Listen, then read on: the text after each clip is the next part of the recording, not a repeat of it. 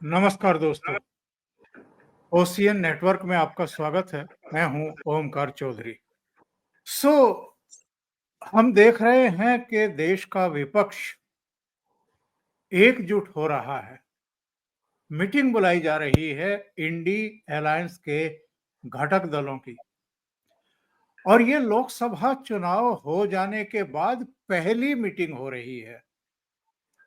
अब आप पूछेंगे कि साहब मीटिंग की जरूरत क्या पड़ी इनको, या अचानक मीटिंग करने की इनको क्या सूझी है? ऐसे कौन से मुद्दे हैं जिन पर ये चर्चा कर रहे हैं, या कोई राष्ट्रीय स्तर पर कोई ऐसा चुनाव है जिसके लिए ये लोग एकजुट हो रहे हैं? जी नहीं। चाहे उमर अब्दुल्ला हो या टीएमसी हो, शरद पवार हो, अखिलेश यादव हो, अलग अलग घटक दलों के नेता इस बात को लेकर के शिकवे शिकायत करते रहे कि कोई कोऑर्डिनेशन नहीं है इंडी गठबंधन में, कोई मीटिंग तक नहीं बुलाई गई है, हमें तो पता ही नहीं कि ये है भी या नहीं है, यानी जिंदा है या मर गया है। अब अचानक अगर कांग्रेस पार्टी इंडी अलायंस के घटक दलों की बैठक बुला रही है, तो फिर सवाल तो उठते हैं कि भाई अब क्यों बुलाई जा रही है मीटिंग? तो उस ये भी कोई रहस्य रह नहीं गया। इन्होंने एक प्रधानमंत्री को चिट्ठी लिखी है जिसपे 200 सांसदों के हस्ताक्षर हैं। और इस चिट्ठी में क्या कहा गया है? इसमें कहा गया कि साहब सीडीएस ने कुछ खुलासे किए हैं, कुछ बात की है सिंगापुर में, सांग्रीला डायलॉग्स में, समिट में। अब उन्होंने क्या कौन सा ऐसा खुलासा कर दिया जो नया खुलासा है? इनका कहना है जी, उन्होंने कहा है कि कुछ टेक्निकल मिस्टेक हुई है और संभवतः हमारे जेट गिरे हैं। तो इस पर प्रधानमंत्री अपना बयान दें, स्पष्टीकरण दें। नंबर 2, संसद का विशेष सत्र बुलाया जाए इस सब पर चर्चा करने के लिए कि सरकार कर क्या रही है। तो ऐसा क्या है कि संसद सत्र बुलाने की इनको जल्दी पड़ी हुई है? बुलाना क्यों चाहते हैं? इसके पीछे की इनकी असल मंशा क्या है? क्या जो एक देश एकजुट दिखाई दे रहा है, लामबंद दिखाई दे रहा है प्रधानमंत्री नरेंद्र मोदी के पीछे, उनकी सरकार के पीछे, और जो कड़ी कार्रवाई पाकिस्तान के खिलाफ की गई है, उसको अंतर्राष्ट्रीय समर्थन भी मिल रहा है, क्योंकि 7 डेलीगेशन 32 देशों में भेजे गए थे, और 33वां अगर आप यूरोपियन यूनियन को मारें तो वो भी 33 देशों में हमारे 59 सदस्य गए थे, जिनमें सांसद, पूर्व मंत्री और हमारे जो विदेश सेवा के वरिष्ठ राजनयिक हैं वो गए थे। और एक माहौल बना है। कोलंबिया जैसे देश ने भी अपने बयान में तब्दीली की है। बाहर जाकर के इन्होंने पाकिस्तान को न केवल एक्सपोज किया है, बल्कि चेतावनी भी दी है कि अगर पाकिस्तान ने और गलती कर दी तो पुलवामा के बाद जो हमने किया है, हम इससे भी बड़ी मार लगाएंगे पाकिस्तान को, यानी जम करके पिटाई करेंगे। तो जो एक माहौल बना है कि भारत एकजुट है, क्या संसद सत्र बुलवा करके ये विपक्ष के नेता वहां रायता बिखेरना चाहते हैं, एक गलत नैरेटिव स्थापित करना चाहते हैं? मेरे साथ 2 खास मेहमान जुड़ रहे हैं।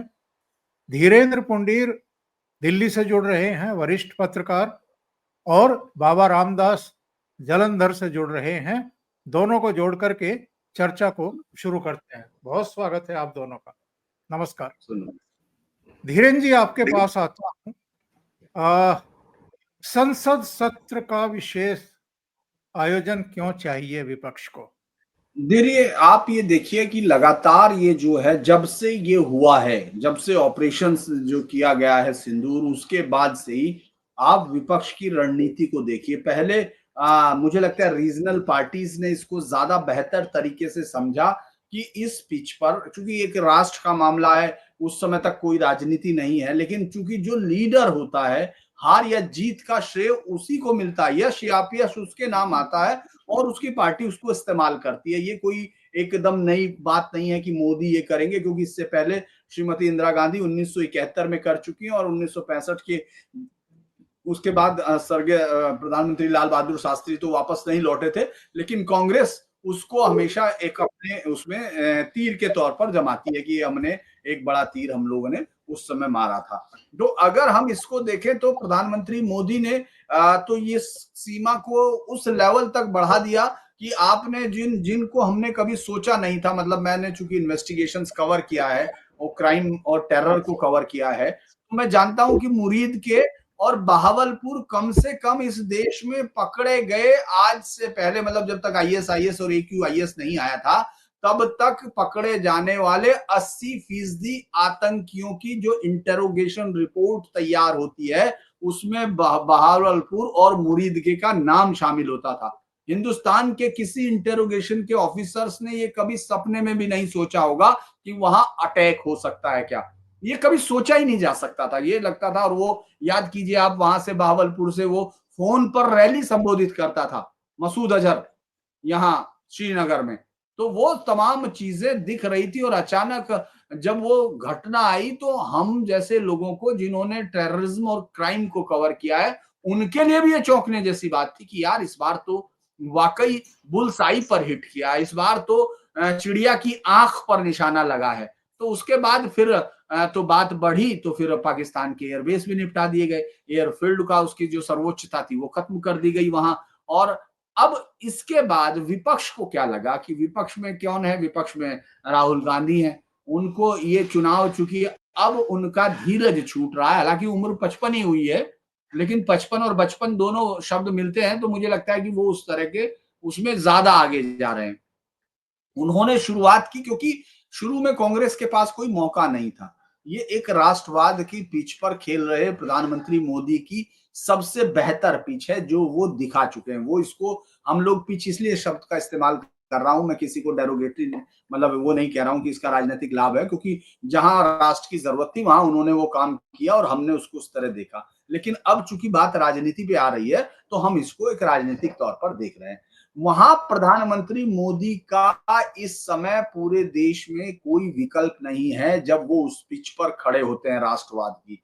तो लिहाजा ये तय हो गया कि अगले इलेक्शंस में कहीं ऐसा ना हो कि जो पुलवामा के बाद हुआ था कि जो बीजेपी 303 पर पहुंच गई थी अकेले अपने दम से, और तमाम आपने देखा होगा शेखर गुप्ता जैसे तमाम बड़े जो पत्रकार अंग्रेजी भाषा के थे, उन सबने बाद में एक जो कहते हैं ना कि पाप उन्मोचन एक यज्ञ करने के चक्कर में थे, तो वो ये बताना चाहते थे कि हम चूक कहाँ गए, हम मिस कहाँ हो गए, वो सब चीजें की थी। क्योंकि देखिए जनता हमेशा, राष्ट्र का एक जो अवधारणा होती है, अगर कोई वॉर जैसी सिचुएशन होती है तो वो एक होता है। उनको लगा कि अब ये तो सब साफ हो जाएगा, अब तो कोई इलेक्शन बचेगा नहीं, क्योंकि बहुत ही इंपॉर्टेंट 5 राज्यों में चुनाव होने हैं। बिहार में इस साल होने हैं, बाकी में अगले साल होने हैं, तमिलनाडु है, बंगाल है, केरल है, तो आप वहां क्या करेंगे? जी जी, मैं बाबा जी को जोड़ लेता हूं। देश महत्वपूर्ण है, राष्ट्र हित महत्वपूर्ण है, या पार्टियों के हित महत्वपूर्ण है? क्योंकि 22 अप्रैल को जो घटना हुई और उसके करीब करीब 15 दिन बाद पाकिस्तान को सबक सिखाने के लिए जो कार्रवाई की गई, उसके बाद पूरा देश एकजुट दिखाई दिया। ये जो देश की एकजुटता है और प्रधानमंत्री की जो समझदारी भरी कार्रवाई थी, एक डिसीजन था कि उतना करिए जितने में सामने वाले को सबक सिखा दिया जाए, एक मैसेज दे दिया जाए, उससे आगे करने में अभी थोड़ा समय लिया जाए, देखा जाए कि इसके बाद कोई हरकत करता है या सुधरने की तरफ बढ़ता है। लेकिन ये लोग किस चीज को हाईलाइट कर रहे हैं कि जी हमारा कोई जेट गिर गया है, एंड रिजल्ट क्या आया है? उनके 9 आतंकी ठिकानों को ध्वस्त किया गया, उनके एयरबेस तबाह कर दिए गए, उनके रडार, उनका एयर डिफेंस सिस्टम तबाह कर दिया गया। पाकिस्तान घुटनों पर आ गया, त्राहिमाम त्राहिमाम कर रहा है। सिंधु जल समझौता स्थगित करने से वहां हाहाकार की स्थिति है, पेयजल का संकट, कृषि उत्पादन पर संकट, लोगों की आजीविका पर संकट।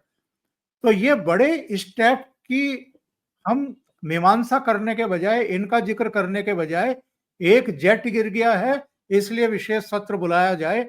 आप इससे कितना सहमत हैं या कितना असहमत हैं? और कुल मिलाकर के विपक्ष का जो रवैया है।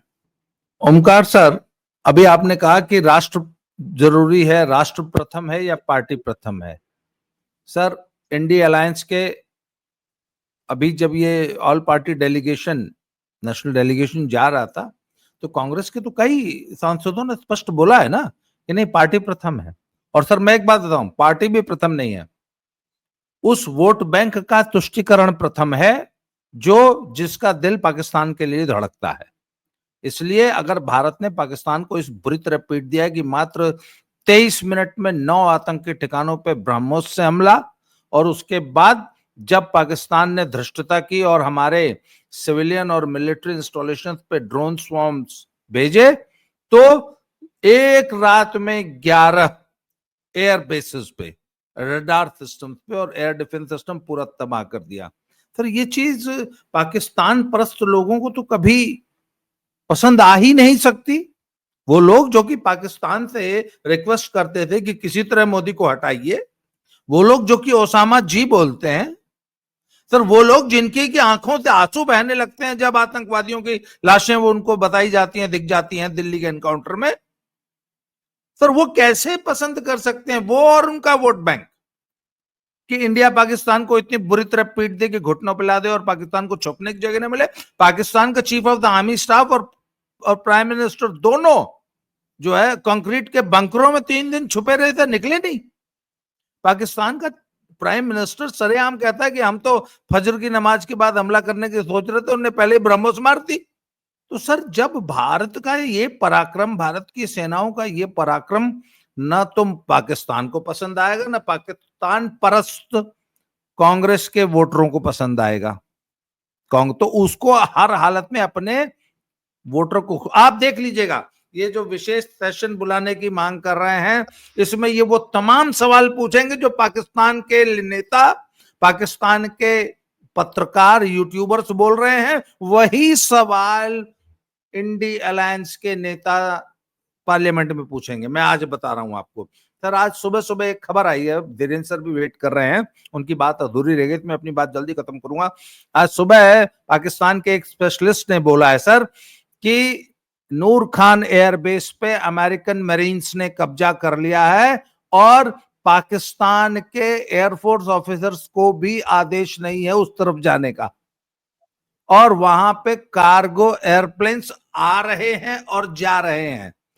क्या ला रहे हैं और क्या ले जा रहे हैं, यह देखने, जांचने, पूछने, चेक करने की कोई अथॉरिटी किसी पाकिस्तानी गवर्नमेंट या आर्मी या एयरफोर्स के अधिकारी को है ही नहीं। एक एयरफोर्स के अधिकारी ने पूछने की कोशिश की तो एक यूएस मरीन ने उसके कनपटी पे तमंचा लगा दिया। ये आज की रिपोर्ट है सर। नूर खान, अच्छा ये हमारे एक्सपर्ट्स तो बहुत दिनों तो कह रहे हैं कि नूर खान में उसमें जो वहां पे न्यूक्लियर कमांड थी वो, प्लस वो जो किरना की पहाड़ियों में जो न्यूक्लियर आर्सेनल रखा है, वो कहते हैं वो पाकिस्तान का है ही नहीं, वो है ही अमेरिकी माल। और अमेरिकी माल, अमेरिका को अपने माल की चिंता होगी, दे हैव टेकन ओवर। ये तो बहुत दिनों से हमारे मीडिया में चल रहा है कि पाकिस्तान का सारा न्यूक्लियर आर्सेनल अमेरिका ने अपने कब्जे में ले लिया है। और भारत ने इतनी मार लगाई है कि पता नहीं वो न्यूक्लियर आर्सेनल बचा है कि नहीं बचा है, सुरक्षित है कि नहीं है।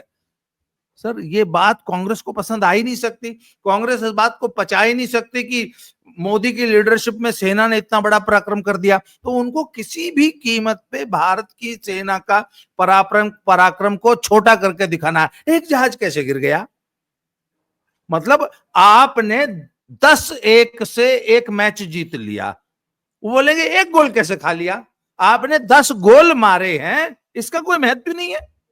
वो पार्लियामेंट सेशन बुला के ये चर्चा करेंगे कि 1 गोल कैसे खा लिया। जी सर, तो सर ये है उनके पार्लियामेंट सेशन बुलाने का मूल उद्देश्य। Dhirendra sir, sorry. हाँ धीरेन्द्र जी, एक तो ये बताइए, 47-48 में युद्ध हुआ, 62 में युद्ध हुआ, 65 में हुआ, 71 में हुआ, 99 में हुआ, और 4 दिन का अब हुआ। ऐसा कौन सा युद्ध है जिसमें दोनों तरफ के नुकसान ना हुए हों? ऐसा तो आज तक कोई युद्ध हुआ नहीं है। दूसरी बात यह है कि हमें यह देखना चाहिए कि अंतिम नतीजा क्या रहा है। 62 को छोड़ दें, जो नेहरू की गलतियों की वजह से हमारी सेना जो है वो हारी, और एकमात्र कलंक है हमारे माथे पर जो नेहरू की वजह से लगा था, वरना हम सारे युद्ध जीते हैं, सारे युद्ध जीते हैं। या 47-48 में अगर माउंटबेटन के कहने पर सीज फायर ना किया होता तो ये मीरपुर, मुजफ्फराबाद, कोटली, ये सारे इलाके और शायद गिलगिट बाल्टिस्तान भी वो भारत का हिस्सा होते। तो ये केवल कांग्रेस की देन है, जितनी जड़ें हैं, जितनी समस्याएं हैं, जिनसे आज मोदी जी को निपटना पड़ रहा है, इंक्लूडिंग 370 और 35 से, और ये बात बनाते हैं।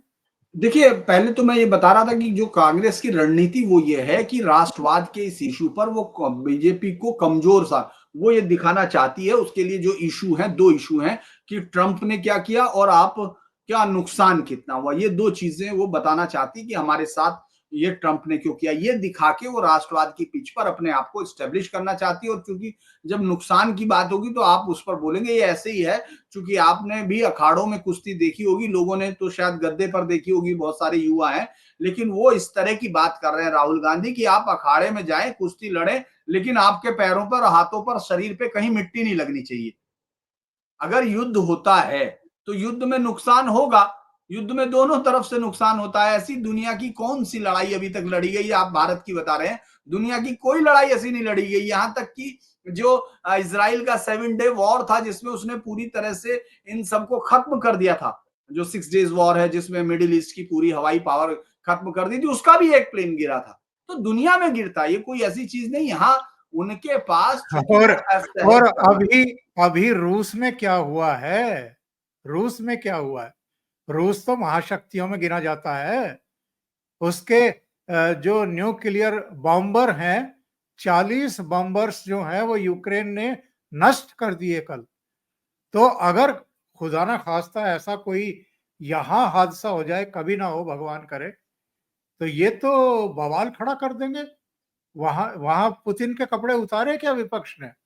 दरअसल अभी क्या हो रहा है, आप ये देखिए, ये जो लड़ाई 2014 से शुरू हुई थी, नैरेटिव वॉर, वो अभी खत्म नहीं हुआ। बहुत सारे लोगों को लग रहा होगा कि 14 से शुरू हुई लड़ाई अब खत्म हो गई। ऐसा नहीं है। आपको वो तमाम जगह पर दिखेगी, वो पॉलिटिकल एरेना में दिखेगी, वो जर्नलिज्म में दिखेगी, वो सड़कों पर दिखेगी। क्योंकि मैंने ऐसा बहुत देखे हैं, जो मेरे साथ ही हम लोग जर्नलिस्ट जो कवर करते हैं फील्ड में, मतलब चूंकि अब सीनियर होने के बाद जो एडिटर्स हम लोग के साथ बैठते हैं, जब भी कोई भारत के खिलाफ काम हुआ, जब भी, मैं तो बल्कि हैरान था कि जिस दिन चीन ने गलवान वाला मसला आया तो उन्होंने तुरंत सबसे पहले सवाल, वो जब पूछ रहे थे कि अब क्या हुआ, अब क्यों नहीं निकले, तो मैंने देखा उनकी इस भावना में कोई सद्भावना नहीं थी कि जो वो ये सोच रहे हैं कि आप ये सोचिए कि किसी तरह से ये शख्स जो जिस तरह से हम लोग इसको कि भारत पे हमला हो गया, वो इस बात के लिए खुश दिख रहे हैं। जब पाकिस्तान से वो कहता है कोई, जिसका बहुत ही अच्छा बाबा रामदास जी ने उसका रेफरेंस दिया कि वो वहां जाके कहता है कि आप बचाइए, उस तरह से राहुल गांधी विदेश में कह रहे हैं कि आप लोकतंत्र बचाइए। क्या संयुक्त राष्ट्र की सेनाएं आप चाहते हैं इस देश में आ जाए? क्या चाहते हैं? मतलब आपका एजेंडा क्या है? ये सोचने की जरूरत है। इस तरह के सेशन से आप, बिल्कुल सही है कि आप वो सवाल पूछना चाहते हैं जो पाकिस्तान पूछ नहीं पा रहा है, जो पाकिस्तान को नॉलेज। आप देखिए, लगातार पाकिस्तान पूरी कोशिश ये कर रहा था कि उनके प्लेन गिरे हैं, उनके प्लेन गिरे हैं, और रफाल से लेके तमाम को देखते हैं। तो वो स्पेशल सेशन की बात इसीलिए करना चाहते हैं क्योंकि जिस तरह से सीडीएस ने शांग्रीला उसमें कहा कि भाई नुकसान की बात नहीं, हमने उसके बाद क्या वो देखिए। क्योंकि उस तरह से पहले भारती कह चुके हैं, जो हमारे डीजीएओ थे, उन्होंने भी कहा था कि नुकसान नहीं, हमारे सब पायलट बैक आए, कोई ऐसा नुकसान नहीं हुआ जिसके लिए हमको कोई रिपेंट करना पड़े। स्पेन में कनिमोझी से एक शरारती सवाल पूछा गया। उनसे पूछा, राष्ट्रीय भाषा के बारे में पूछा गया, तो कनिमोझी का कहना था कि मुझे लगता है कि भारत की राष्ट्रीय भाषा अनेकता में एकता है। और यही संदेश ये जो डेलीगेशन है ये दुनिया के सामने लेकर के आया है। कनिमोझी डीएमके से आती है, डीएमके के नेता, यहाँ तक कि स्टालिन का बेटा किस किस तरह की लैंग्वेज का इस्तेमाल करता रहा है, लेकिन जब विदेश में डेलीगेशन का हिस्सा है तो उन्होंने कितनी खूबसूरत टिप्पणी की है, कितनी खूबसूरत बात कही है। कांग्रेस के नेता देश के भीतर, पार्लियामेंट के अंदर, पार्लियामेंट के बाहर किस जबान का इस्तेमाल करते हैं सब जानते हैं, लेकिन जो डेलीगेशन का हिस्सा थे, चाहे आनंद शर्मा हो, शशि थरूर हो, आपके सलमान खुर्शीद हो, मनीष तिवारी हो, सब ने कितने सधे हुए अंदाज में देश की एकता, अखंडता, देश के स्वाभिमान की बात रखी, पाकिस्तान को आड़े हाथों लिया और जो कृत्य उन्होंने 22 अप्रैल को किया था उस पर चेता करके आए हैं। अब वो डेलीगेशन वापस आ रहे हैं, चेता कर आए हैं पाकिस्तान को दुनिया भर में कि एक और गलती जो है उसकी इससे भी बड़ी पिटाई का सबब बन जाएगी। ये राहुल गांधी कभी सीखेंगे क्या कि विदेशों में जाकर के भारत के बारे में किस तरह की बातें करनी है?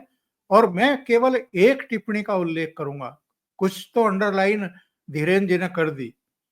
इन्होंने एक बार विदेशों में यह भी कहा था कि चीनी सैनिकों ने हमारी सैनिकों की पिटाई कर दी।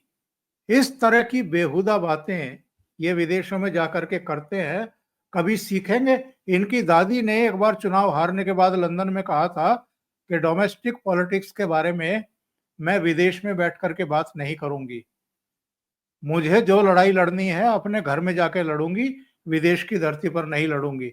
ना तो ये अपनी दादी से कुछ सीखने को तैयार, ना ही विपक्षी दलों के उन सांसदों से कुछ सीखने को तैयार जो डेलीगेशन में विदेश यात्राओं पर अभी गए थे और वापस आ रहे हैं।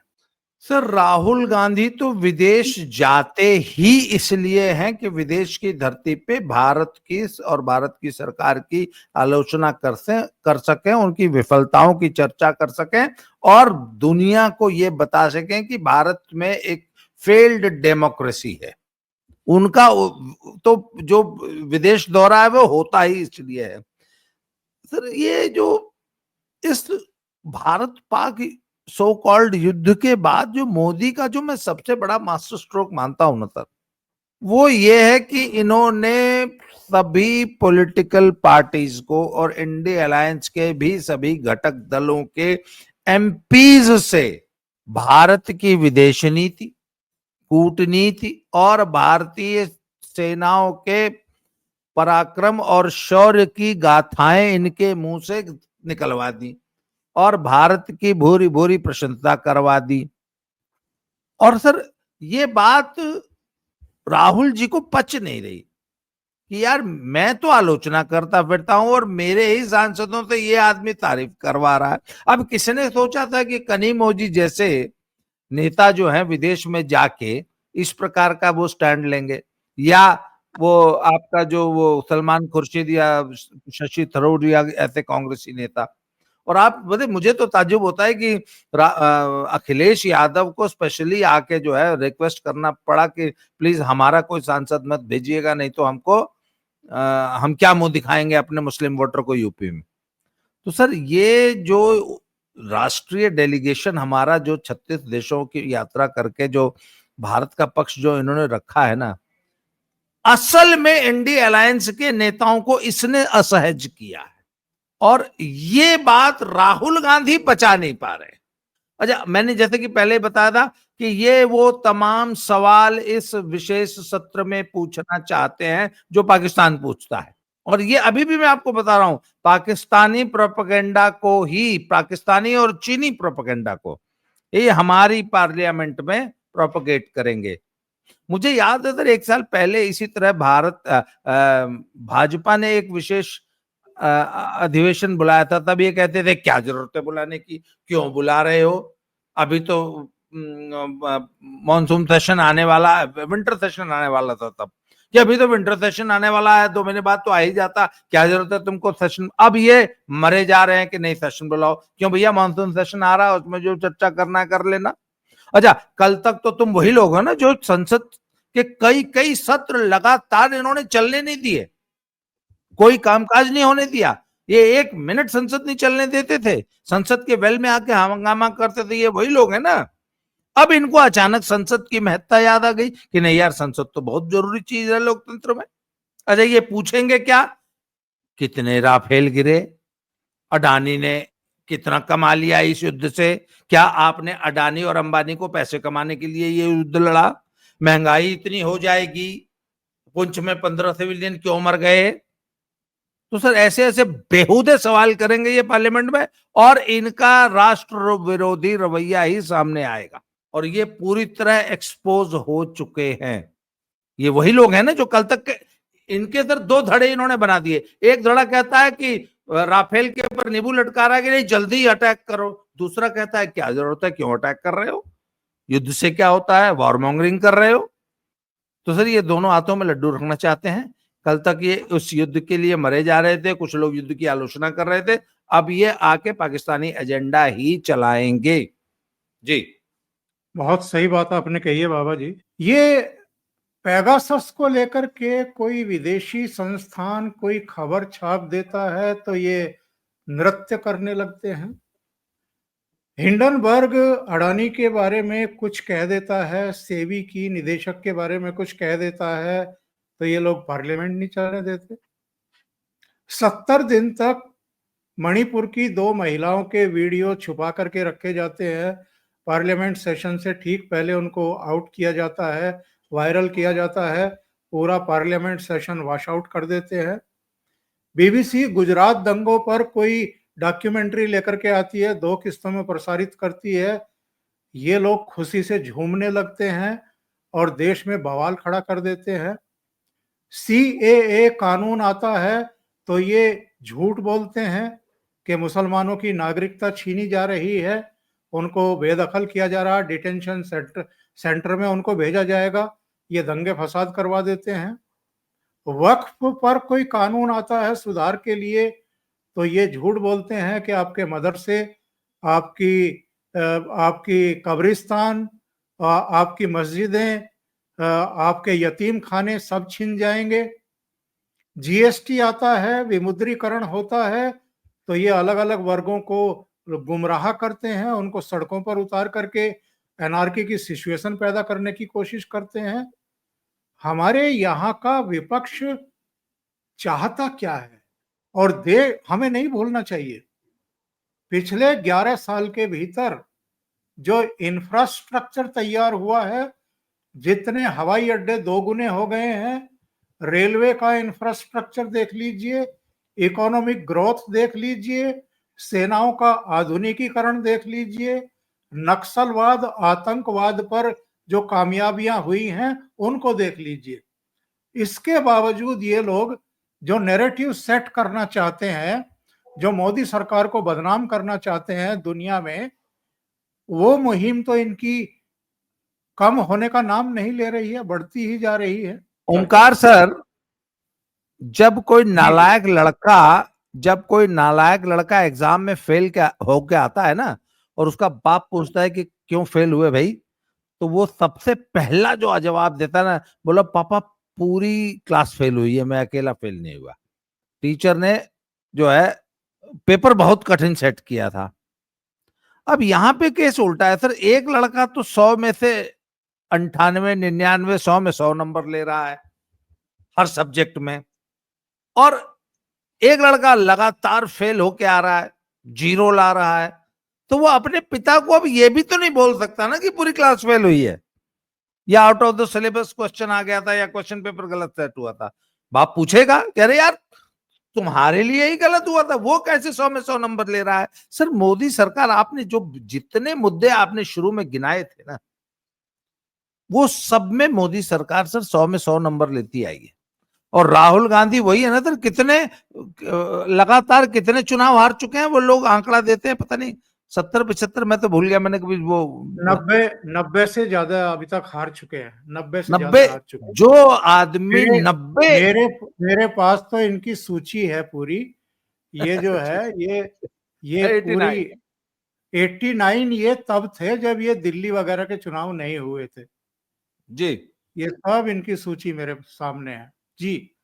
तो अपनी सर बात पूरी जो आदमी लगातार 90 चुनाव में जीरो स्कोर कर रहा है, हार रहा है, अपनी पार्टी को धूल धूसरित कर रखा है जिसने, वो जनता के सामने आखिर जवाब क्या देगा, अपने वोटर को कैसे बहलाएगा? और वोटर ने इनको, सर मुस्लिम वोटर जो है भारत का, उसने इनके ऊपर कितनी बड़ी जिम्मेवारी लाद रखी है, इनके ऊपर और अखिलेश यादव को, कि तुमको किसी भी कीमत, जाओ बेटा तुमको हमने सब कुछ दिया, तन मन धन तुम्हारे पे वार रहे हैं, जाओ और बीजेपी को हराओ, जाओ मोदी को हराओ। तो सर ये उस वोटर को क्या मुंह दिखा देंगे कि इस बार हम फिर मोदी को नहीं रोक पाए, इस बार हम फिर मोदी को हरा नहीं पाए? मतलब महाराष्ट्र और हरियाणा जैसा जीता हुआ चुनाव मोदी ने तुमको पानी पिला पिला के घसीट घसीट के हराया वहां पे, हरियाणा में और महाराष्ट्र में।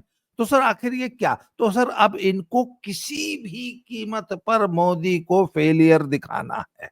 वो किसी भी कीमत पर लोगों को ये बताना चाहते कि नहीं नहीं, नहीं मोदी फेल है। वो कहते फेल है, अरे देखो एक राफेल गिर गया था, उस युद्ध में एक राफेल गिर गया था, टमाटर देखो महंगा हो गया था उस युद्ध के बाद। तो सर अपने फेलियर्स को छुपाने के लिए मोदी को फेल होना दिखाया जाएगा इस पार्लियामेंट सेशन में, क्योंकि जनता ये जानती है कि मोदी तो 100 में 100 नंबर लेके पास हुआ है। मोदी ने, अच्छा सर कितना बड़ा न्यूक्लियर ब्लफ था पाकिस्तान का, बिल्कुल आप बताइए। हैं, आज पूरी दुनिया जानती कि यार ये न्यूक्लियर तो सब जो है वो रखे रह गए, और आज जो है पता लगा कि पाकिस्तान ने नूर खान एयरबेस पे ही कब्जा कर लिया, सारा न्यूक्लियर फुक्लियर उठा के ले गया यहां से अमेरिका ने जी, अमेरिका ने। तो सर इससे बड़ी मोदी की सफलता क्या होगी?